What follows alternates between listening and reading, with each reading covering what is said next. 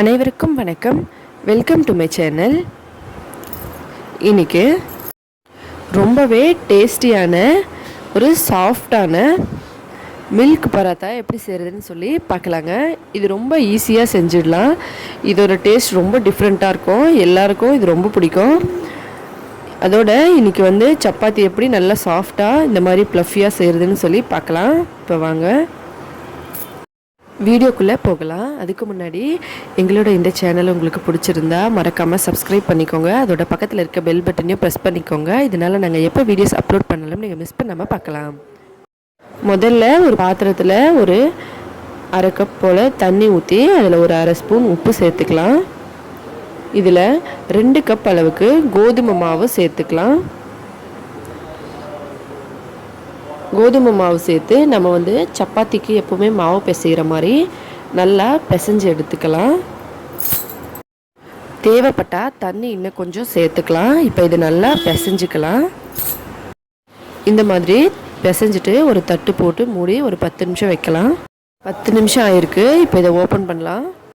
இப்போ ஒரு காஞ்ச தட்டில் கொஞ்சம் கோதுமை மாவு சேர்த்துக்கலாம். அதில் நாம் ரெடி பண்ணி வச்சுருக்க மாவு எடுத்து இந்த மாதிரி நல்லா ஒரு 5 நிமிஷம் வரைக்கும் பிசையணும். இதில் தான் நமக்கு நல்ல சாஃப்டான உப்பலான சப்பாத்தி கிடைக்கும். ஒரு 15 நிமிஷம் ரெஸ்ட் விட்டு மாவு லைட்டாக நம்ம பிசைஞ்சு வச்சு அதுக்கப்புறம் ஒரு 15 நிமிஷம் கழித்து இந்த மாதிரி ஒரு 5 நிமிஷம் லைட்டாக நீங்கள் இந்த மாதிரி பிசைஞ்சால் போதும். அதுக்கப்புறம் செஞ்சோம்னா நல்லா பஃப்னு நமக்கு பூரி மாதிரி நல்ல உப்பலாக ஒரு சப்பாத்தி கிடைக்கும். இது பாருங்கள், இந்த மாதிரி நல்லா பிசையணும். நம்ம ஏதாவது வேலை செஞ்சுட்டோ டிவி பார்த்துட்டே கூட இந்த மாதிரி ஒரு 5 நிமிஷம் பிசைஞ்சோம்னா நல்லா அழுத்தி அதுக்கப்புறம் நம்ம இதை செஞ்சோம்னா நல்லா பூரி மாதிரி உப்பலாக நமக்கு சப்பாத்தி கிடைக்கும். இப்போ இதை ஒரு 5 நிமிஷம் நல்லா பிசைஞ்சாச்சு. இது நல்லா சாஃப்டாக இருக்குது. இப்போ நம்ம இதில் சப்பாத்தி செய்யலாம். சின்ன சின்ன உருண்டைகள் நம்ம இதிலேருந்து உருட்டி எடுத்துக்கலாம். அதுக்கப்புறம் நம்ம மாவு தேய்க்கலாம். இந்த மாதிரி சின்ன சின்னதாக நம்ம உருட்டி இந்த மாவுகள் இந்த மாதிரி தட்டி வச்சுக்கலாம். இப்போ நம்ம இதை தேய்ச்சி ஸ்டஃபிங் வைக்கலாம். இங்கே 1 ஸ்பூன் அளவுக்கு சர்க்கரை பவுடர் எடுத்துக்கலாம். அதோட 2 ஸ்பூன் அளவுக்கு மில்க் பவுடர் எடுத்துக்கலாம்.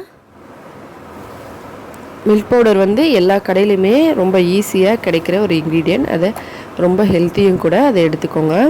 இப்போது எப்போவுமே நம்ம சப்பாத்திக்கு எப்படி திரட்டுவோமோ அதே மாதிரி திரட்டிக்கலாம். இதில் எல்லாமே ஒரே ப்ராசஸ் தாங்க. நம்ம அந்த ஸ்டஃப்பிங் மில்க் பவுடர் வச்சு செய்ய போகிறோம், அவ்வளோதான். மற்றபடி சாஃப்டாக சப்பாத்தி எப்படி செய்கிறதுன்னு சொல்லி நான் சில டிப்ஸ் கொடுத்துருக்கேன். அது கண்டிப்பாக யூஸ்ஃபுல்லாக இருக்கும். நல்லா சாஃப்டாக வரும் சப்பாத்தி, நல்லா ப்ளஃபியாக. பாருங்கள், இந்த மாதிரி நல்லா தேய்ச்சிக்கலாம். இதில் ஃபஸ்ட்டு இந்த சர்க்கரை பவுடர் இருக்குது இல்லைங்களா, அதை கொஞ்சமாக உங்கள் இனிப்புக்கு ஏற்ற மாதிரி வச்சுக்கலாம். இந்த மாதிரி கொஞ்சமாக சர்க்கரை சேர்த்துட்டு இந்த மில்க் பவுடர் மட்டும் கொஞ்சம் அதிகமாக வைக்கலாம். மில்க் பவுடர் நம்ம 2 ஸ்பூன் எடுத்துருக்கோம். அதை ஃபுல்லாகவே நம்ம இதில் சேர்த்துடலாம். இந்த மாதிரி நல்லா சேர்த்து ஒரு லேயர் மாதிரி ரெடி பண்ணிக்கலாம். ஃபுல்லாகவே சேர்க்கணும். பாருங்கள், இந்த மாதிரி மில்க் பவுடர் வச்சுட்டு நம்ம எப்படி வேணாலும் மடித்து செஞ்சுக்கலாம். 3 பக்கம் இல்லை 4 பக்கம் அந்த மாதிரி. நான் இங்கே 4 பக்கமாக மடிக்கிறேன். இந்த மாதிரி மடிச்சுட்டு நம்ம நல்லா இன்னொரு தடவை திரட்டிக்கலாம். இந்த மில்க் பவுடர் பார்த்திங்கன்னா வெளியவே வராது. அந்த அளவுக்கு நல்லா நம்ம அந்த உள்ளுக்குள்ளே ஸ்டஃப்பிங் வச்சு இந்த மாதிரி திரட்டணும். சுத்தமாக மாவு வெளியே வரக்கூடாது. பாருங்கள், இப்படி வச்சு நீங்கள் மடிச்சிட்டோம்னா அந்த பவுடர் வெளியே வராது. இது சாப்பிடும்போது ரொம்ப சூப்பராக இருக்கும். குட்டீஸ்லாம் ரொம்ப விரும்பி சாப்பிடுவாங்க.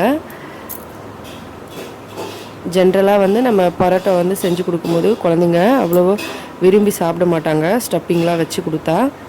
இந்த மாதிரி அவங்களுக்கு பிடிச்ச மாதிரி கொஞ்சம் லைட்டாக ஸ்வீட்டாகவும் கொஞ்சம் மில்க் பவுடர் சேர்த்தும் ஒரு டிஃப்ரெண்ட்டான டேஸ்ட்டில் செஞ்சு கொடுத்திங்கன்னா ரொம்ப விரும்பி சாப்பிடுவாங்க. அதோட ரொம்ப ஹெல்த்தியும் கூட. ஒரு சிலர் ஆயிலெல்லாம் சேர்த்து கூட சப்பாத்தி மாவு பிசைவாங்க சாஃப்ட்னஸ்க்காக. நம்ம ஆயிலும் சேர்க்கலை, அப்படியே தான் திரட்டியிருக்கோம். பாருங்கள், இது இப்போ ரெடி ஆயிடுச்சு. 1 ஸ்பூன் அளவுக்கு சர்க்கரை பவுடருக்கு 2 ஸ்பூன் அளவுக்கு நம்ம மில்க் பவுடர் சேர்த்துருக்கோம். அளவு வந்து இதே அளவுலையும் சேர்க்கலாம். இல்லை உங்களுக்கு இன்னும் கொஞ்சம் ஸ்வீட்னஸ் வேணும்னா சர்க்கரை லைட்டாக இன்க்ரீஸ் பண்ணலாம். ஆனால் பவுடர் சர்க்கரை தான் யூஸ் பண்ணணும். பவுடர் சர்க்கரை 1 ஸ்பூன் சேர்த்துருக்கோம். மில்க் பவுடர் 2 ஸ்பூன் சேர்த்துருக்கோம். நல்ல ஒரு லேயர் மாதிரி ஆயிருக்கு பாருங்கள். இந்த மாதிரி சுத்தமாக நமக்கு வந்து அந்த மாவு வெளியே வரல. இப்போ நம்ம இதை சுட்டு எடுத்துடலாம். இந்த மாதிரி இருக்கணும். இப்போ வாங்க அடுப்பு மேலே தவா வச்சுக்கலாம். தவா லைட்டாக சூடாகட்டும். இப்போ தவாவில் நம்ம திரட்டி வச்சுருக்க சப்பாத்தியை சேர்த்துக்கலாம். இந்த மாதிரி சேர்த்துட்டு சப்பாத்தி வந்து இந்த மாதிரி சேர்த்த உடனே நீங்கள் வந்து எண்ணெய் சேர்க்கக்கூடாது. இது ஃபஸ்ட்டு 2 சைடு நல்லா வேகணும் பாதி அளவுக்கு. நிறைய பேர் வந்து இந்த மாவு சேர்த்த உடனே சப்பாத்தியில் அந்த ஆயில் சேர்த்துருவாங்க. அந்த மாதிரி சேர்த்திங்கன்னா நமக்கு வந்து உள்ளே வெந்து வராது, வெளியே மட்டும் கலர் வந்து ரொம்ப கருகுன மாதிரி ஆகிடும். அதனால் முதல்ல இந்த மாதிரி சேர்த்துட்டு இப்போ திருப்பிக்கலாம். பாருங்கள், இந்த மாதிரி லைட்டாக சின்ன சின்னதாக பிளாக் ஆகி ரெடியாகி வரணும், லைட்டாக ப்ரௌன் கலரில். இப்போ இதை திருப்பி போடலாம். இந்த சைடும் பாருங்கள், இந்த மாதிரி நல்லா லைட்டாக வெந்திருக்கு. நமக்கு பாதி அளவுக்கு வெந்த பிறகு தான் நம்ம ஆயில் சேர்க்கணும். அப்போ தான் அந்த மீதி வந்து ஆயிலில் வேகும். நம்ம உடனே ஆயில் சேர்க்கக்கூடாது. இதில் வந்து நீங்கள் நெய் வேணும்னாலும் நெய் சேர்த்துக்கலாம். பாருங்கள், இது நல்லா 50% வரைக்கும் வெந்துருச்சு. இந்த சைடு இதுலேயே இப்போ நல்லா இந்த மாதிரி உப்பெல்லாம் வருது பாருங்கள். நம்ம இன்னும் எண்ணெயே சேர்க்கல, அதுக்குள்ளே எப்படி நல்லா ப்ளஃபியாக வருது பார்த்திங்கன்னா உங்களுக்கே நல்லா தெரியும். இது வந்து ஒரு ரெஸ்ட்டுக்கு அப்புறம் நம்ம நல்லா பிசைஞ்சிருக்கோம். அதுக்கப்புறம் தான் இந்த மாதிரி நமக்கு ஃப்ளஃபியாக வரும். நல்லா பார்க்குறதுக்கும் சூப்பராக இருக்கும். குழந்தைங்களும் பெரியவங்களும் நல்லா விரும்பி சாப்பிடுவாங்க. இப்போ இது பாருங்கள் 50% வரைக்கும் நல்லா வெந்துருச்சு. இப்போ ஆயில் சேர்க்கலாம்.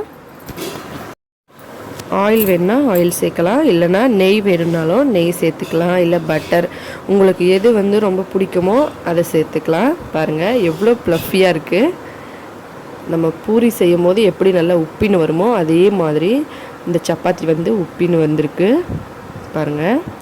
இதை இப்போ நல்லா 2 பக்கம் திருப்பி போட்டு நம்ம சுட்டு எடுத்துக்கலாம். ஃபஸ்ட்டு நமக்கு வந்து அந்த பாதி அளவு ஆயில் இல்லாமல் வேக வைக்கணும். அதுக்கப்புறமா தான் ஆயில் சேர்க்கணும். அப்போ தான் 2 சைடும் நல்லா வெந்து வரும். நார்மலாக சப்பாத்தி செய்யும்போது கூட நம்ம வந்து இந்த சப்பாத்தி ஃபுல்லாக நம்ம எப்போவும் செய்கிற மாதிரி தான் செஞ்சுருக்கோம். ஆனால் இந்த மில்க் பவுடர் வந்து நம்ம ஒரு லேயர் மாதிரி கொடுத்துருக்கோம் உள்ள. அதனால் இதோட டேஸ்ட் ரொம்ப டிஃப்ரெண்ட்டாக இருக்கும். ஒரு ஹெல்த்தியான டேஸ்டியான சப்பாத்தியாக இது வந்திருக்கு. கண்டிப்பாக ட்ரை பண்ணி பாருங்கள். இப்போ இது ரெடி ஆயிடுச்சு, நம்ம எடுத்துடலாம். உங்கள் எல்லாருக்குமே இதோட டேஸ்ட் ரொம்ப பிடிக்கும். சப்பாத்தி ஏற்கனவே உடம்புக்கு ரொம்ப நல்லது. ட்ரை பண்ணி பாருங்கள். இந்த வீடியோ உங்களுக்கு பிடிச்சிருந்தா லைக் பண்ணுங்கள். உங்களோட ஃப்ரெண்ட்ஸுங்களுக்கெல்லாம் மறக்காமல் ஷேர் பண்ணுங்கள். இதை ட்ரை பண்ணி பார்த்துட்டு எப்படி இருந்ததுன்னு கமெண்ட் பண்ணுங்கள். எங்களோட இந்த சேனல் உங்களுக்கு பிடிச்சிருந்தா மறக்காமல் சப்ஸ்கிரைப் பண்ணிக்கோங்க. மேலும் இதே போல் இன்னும் பல வீடியோஸ் பார்க்குறதுக்கு ஹெல்த்தியாக டேஸ்டியாக சமைச்சு சாப்பிட்டு சந்தோஷமாக இருங்க. அடுத்த வீடியோவில் பார்க்கலாம். இந்த வீடியோவை பார்த்த அனைத்து நண்பர்களுக்கும் மிக்க நன்றி. வணக்கம்.